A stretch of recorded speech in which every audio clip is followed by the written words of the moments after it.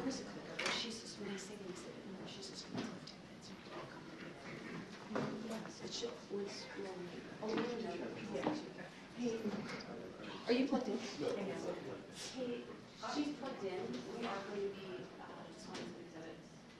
Better than The bar table? yes, the bar table. I have a cover. Perfect. You can see there's a nice cover page, so it hasn't been shown yet. It was there and then it went away. There it is. Oh, there it is. Am I okay to go to it now? Yes, I think that's no problem.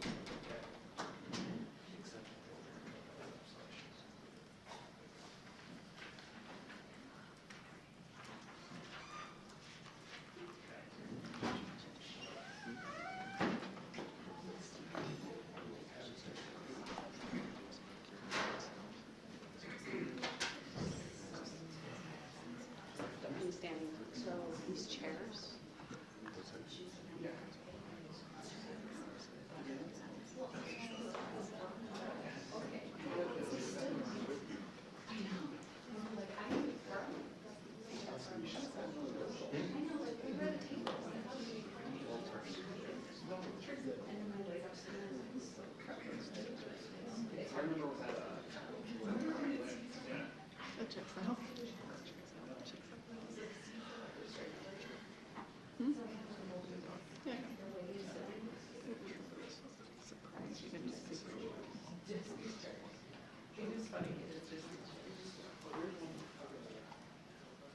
Next time I would get that, but I didn't want to like hold it.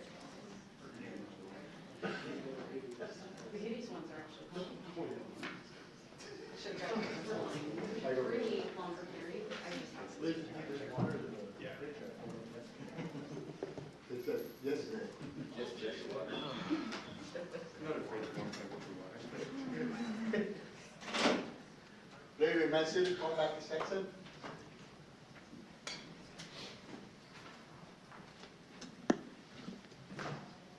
Okay, thanks for your patience. We can proceed with the Gledhill matter. That's case heading 2513. And we've got Ms. Paulus, Ms. Whiteway, and Mr. Graves for the state. And then we have Mr. Diaz here for the defendant, who's also present. We are set for the detention hearing today. And happy to hear from the state first. Yes, thank you, Your Honor.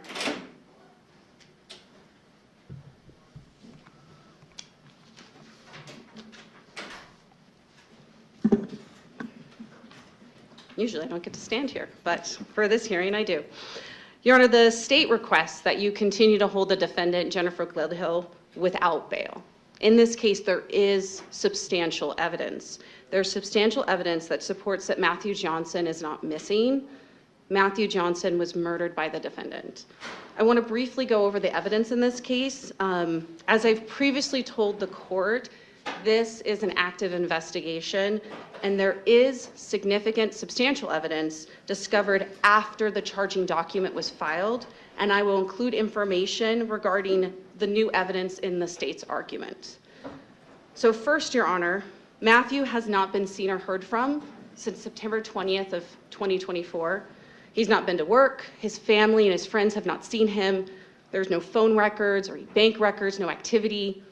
His military ID and his passport were found in the master bedroom, and the last person to see him alive was the defendant. In fact, some of the new evidence the state has are videos taken that night of the defendant and Matthew arguing in the master bedroom. I now want to talk about the evidence that was provided by the identified informant. On September 22nd, the defendant confessed to the informant that she shot Matthew in the master bedroom with a gun as he slept in the master bed. She confessed that she smashed Matthew's cell phone and hid his truck in a neighborhood near the house. She also confessed that she loaded Matthew's body into a rooftop storage container, slid him down the stairs, and loaded him into the back of her minivan. She confessed that she took Matthew's body north, dug a hole, and buried him in a shallow grave. And she confessed that she cleaned everything up. Much of the information that was provided to law enforcement by the informant has been verified by actual tangible evidence. Evidence which the state will now present in our detention hearing exhibits. And I spoke with Mr. Diaz before this hearing, and I believe he does not have any objection to the state's exhibits. No, Your Honor. Thank you. So if we could start with the state's Exhibit 1. And I have printed out copies of these for Your Honor to be able to retain as detention hearing exhibits. Thank you. So State's Exhibit 1 is actually a Google map, but what that is the phone mapping of the defendant's phone. And what you are seeing is that the phone at the very top red dot is the residence of the defendant and the victim. And on the early morning of September 21st, her phone data tracks her on that blue line all the way down to the bottom red dot, and where on September 30th, Matthew's truck was recovered. In fact, it tracks her in the early mornings on the 21st, which is verified by the fact that a doorbell camera from a neighbor recorded that the truck was present there at 6 a.m. on the 21st. It also tracked her there at that location where the truck was located on September 25th. And then State's Exhibit 2 is Matthew's truck that is registered to him that was, again, located by law enforcement at that location. Now, during a search of the defendant's and Matthew's residence, the police observed the following: a new mattress on the master bed, a smell of bleach in the house, fresh white marks from the cleaning on the wall behind the master bed, and blood found in the carpet underneath the master bed and on the slats of the master bed. On State's Exhibit 3 is a cutout from that rug. Now, the location of that blood stain is consistent with where Matthew would sleep, put his head on the mattress. And that's consistent from the videos that the state has, that the evidence in this case of them arguing in their bedroom that night. Now, going to State's Exhibit 4, now that is Blue Star imaging that confirmed that it's positive for human blood. And in addition, DNA analysis has confirmed that that is Matthew's blood. And State's Exhibit 5 is also Blue Star imaging confirming that it's human blood on the slats of the master bed. Now I'd like to move on to State's Exhibit 6. This is the mapping of the defendant's phone on September 22nd. It shows her traveling up north. It also, during that time, she also turned her phone off for 2.5 hours. There's also videos that confirm that videos at different locations that confirm she's up north during this time. However, there is new evidence in this case. If we look at State's Exhibit 7, law enforcement did in fact locate that rooftop storage container with the assistance of the military in Davis County. It was located after a storm. We believe it floated from where it was concealed by the defendant. If you go to State's Exhibit 8. State's Exhibit 8 is that same storage container. You can see that it was duct taped, but I want to note the specific design and the logo from that container. If we could go to 9. This is a screenshot recovered from the defendant's phone. And if we go to State's Exhibit 10, this is zoomed up close. You can see it's the same design, it's the same logo. We go to 11. This is Blue Star imaging from blood found, human blood found in that storage container. DNA analysis has determined that it's Matthew's blood. There's also additional evidence that has been discovered. If we can go to 12.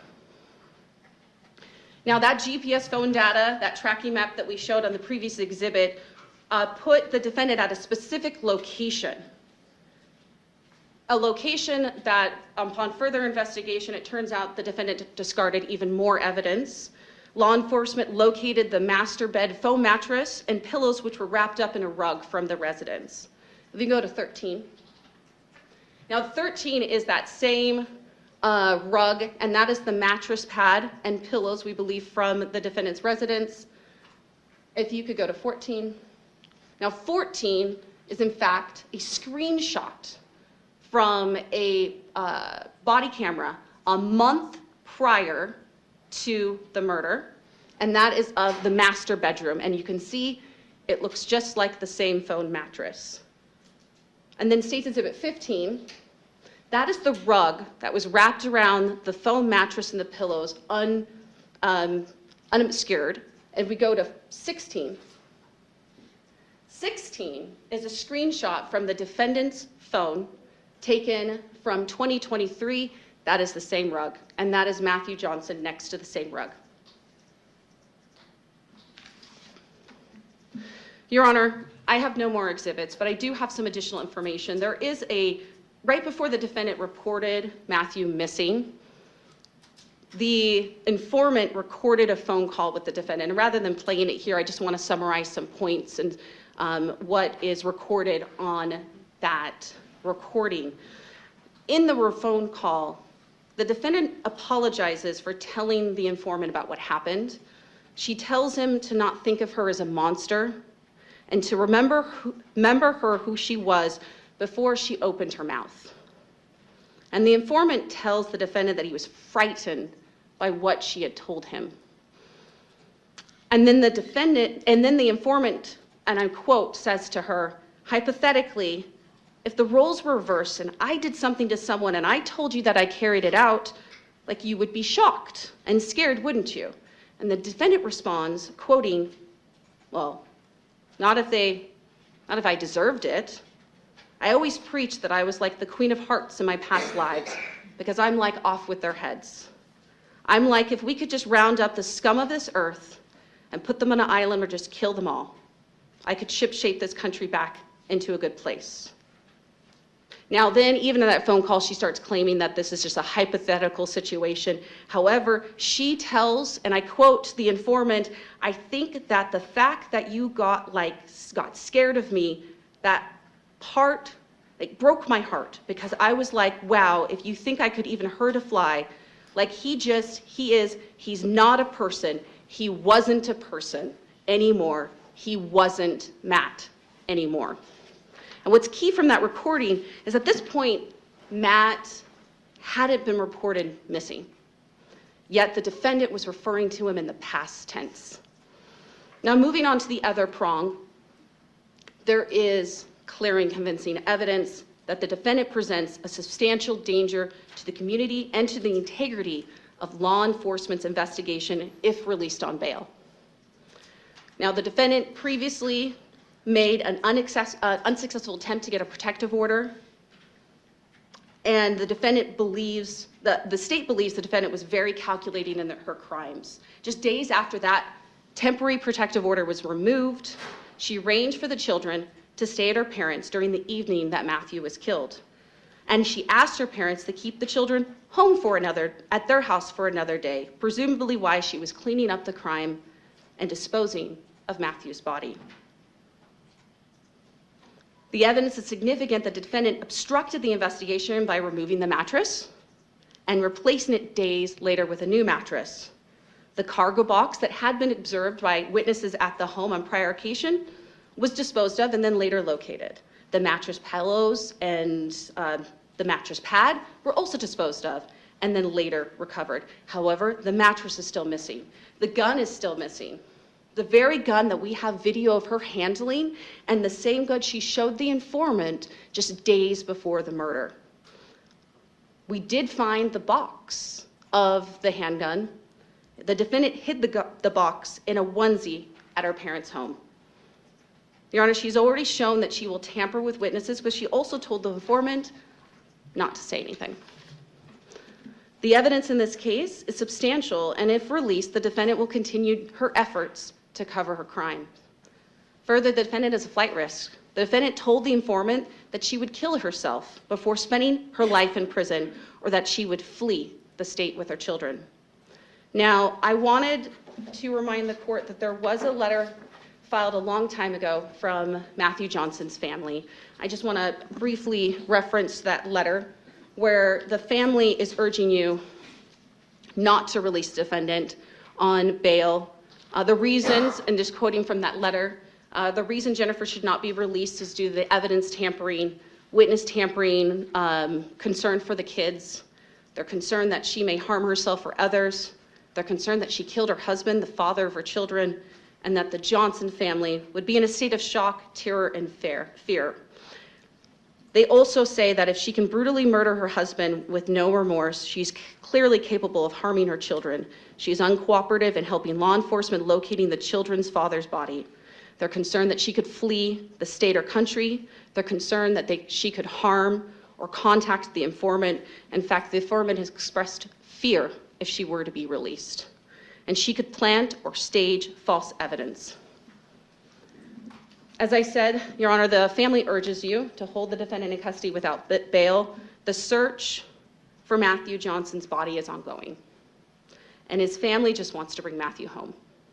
And they are concerned that if the defendant is released, she will continue to obstruct those efforts. And for all these reasons, the state has met its burden, and we ask that you hold the defendant without bail. Thank you, Your Honor. Thank you, Ms. Paulus.